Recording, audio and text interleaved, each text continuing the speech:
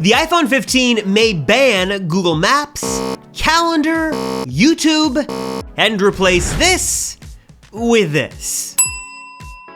Let me tell you the secret story of Apple and Google that you probably haven't heard before. It might seem like these companies are bitter rivals, but behind the scenes, they are more than just friendly, but all that is about to change. Google might be totally banned from your next iPhone. Seriously.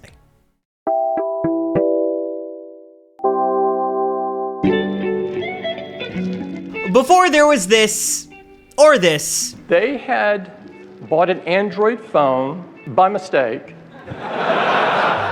There was this. And it's my pleasure now to introduce Dr. Eric Schmidt, Google's CEO. Apple and Android fanboys are so rampant that you'd think this iOS versus Android debate has been going on since the beginning of time. But actually, in the not so distant past, Apple and Google were actually pretty tight. In fact, I think it's pretty safe to say that Apple wouldn't have the level of success they do today if it wasn't for Google. Basically, the iPhone specifically wouldn't be the monster it is today if it wasn't for a very strategic partnership with Google that sort of gave it the superpowers it needed to succeed. Are you getting it? These are not three separate devices. Instead of just talking about this, let me do you one better and take you back to 2007 to this iconic moment. Many people remember this moment when Steve Jobs unveiled the very first iPhone and changed the world, but what you might have forgotten over the last 15-ish or so years was this part of that same presentation. Now, you can't really think about the internet, of course, without thinking about Google. We've been working very closely with them to make this all happen.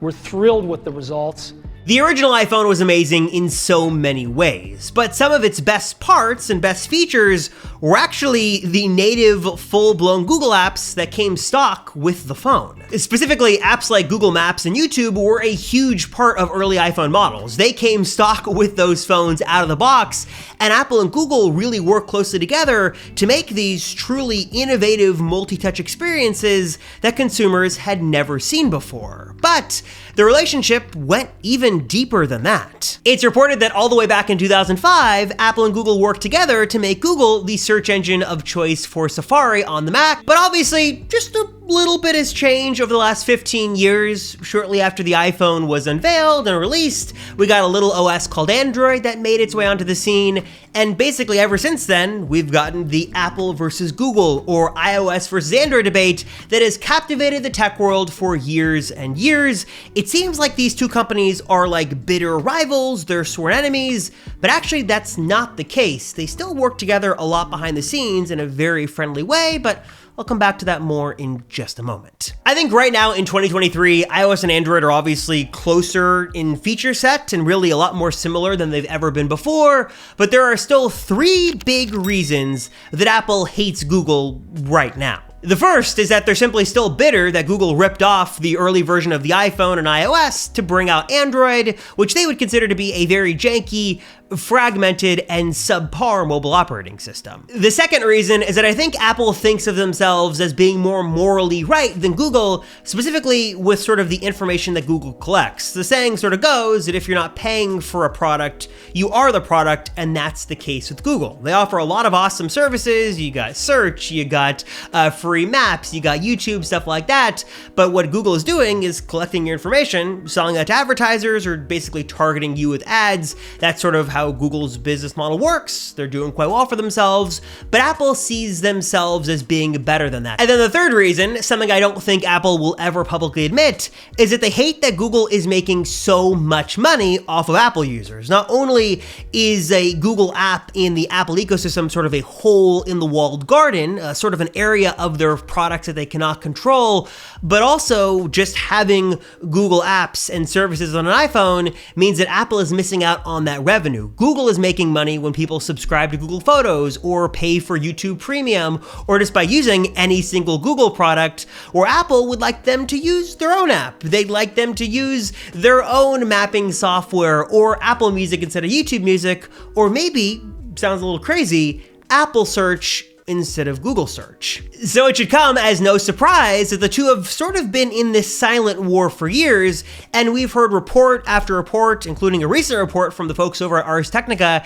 that say that Apple is sort of building up their services to be strong enough to basically replace all of Google's apps. They want Apple Maps, Apple Music, iCloud, and all of Apple services to be so good that they can sort of steer people away, forcefully or not so forcefully, away from Google products and using Apple's own first-party apps and services. And on the surface, this sort of seems totally crazy. Apple's stuff isn't up to snuff. It can't possibly beat Google's own services, right?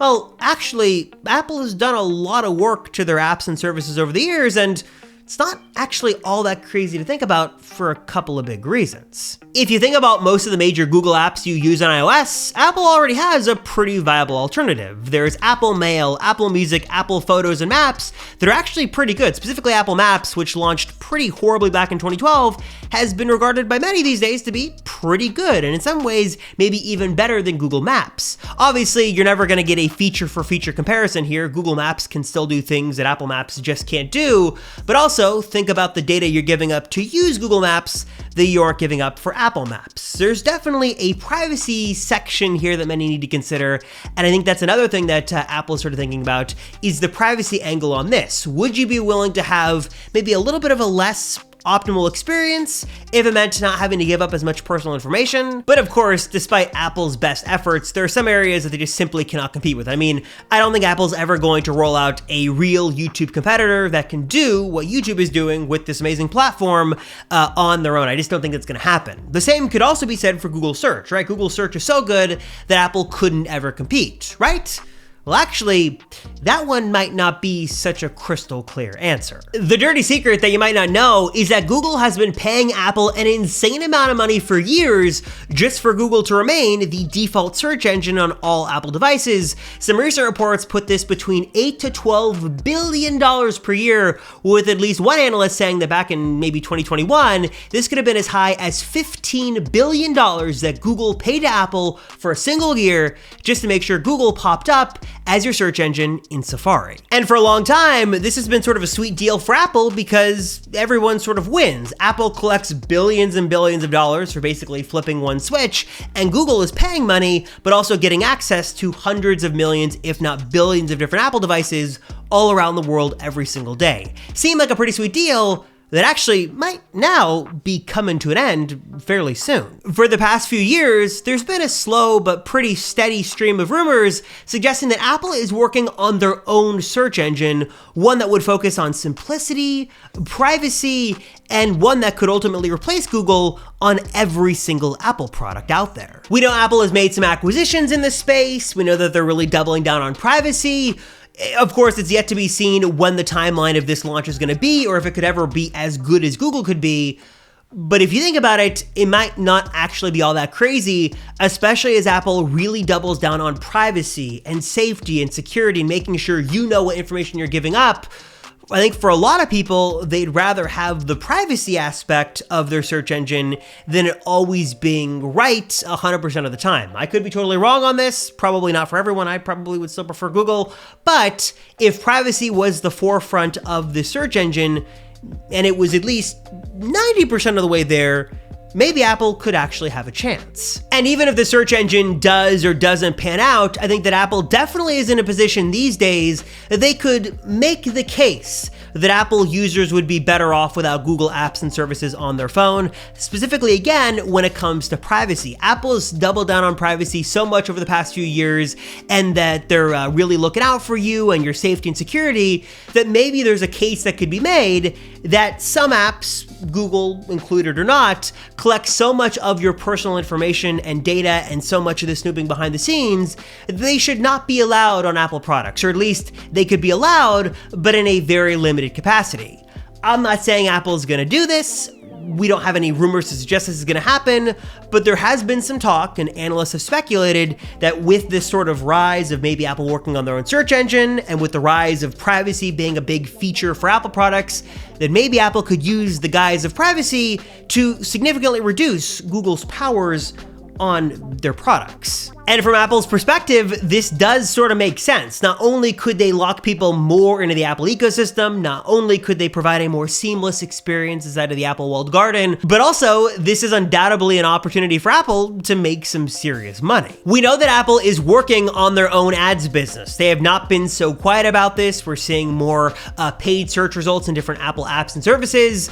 And although this search engine, if it was to exist, could focus a whole lot more on privacy, it's not all that crazy to think that there might be an ad or two or three on that page somewhere, whether it's in search results or off to the side. Apple could do it in some sort of clean and simple way. I'm sure they'd figure out a way to do it.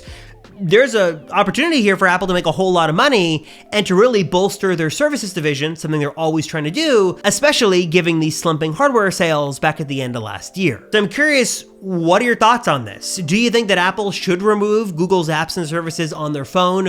What do you think the effects of that could be? Is it a good move for Apple or a bad move for Apple? And also, would you use an Apple search engine? Given the choice to use something more private and safe and secure, would you use an Apple search engine, even if it was a little less effective than Google's? Or are you all Google all the way and dependent on their services, even if you use an iPhone and an Apple Watch and a Mac every single day? Let me know your thoughts down below. As always, I appreciate you guys watching. Thank you so much. I appreciate it. I'm Robert Rosenfeld, and I'll see you all in the next one.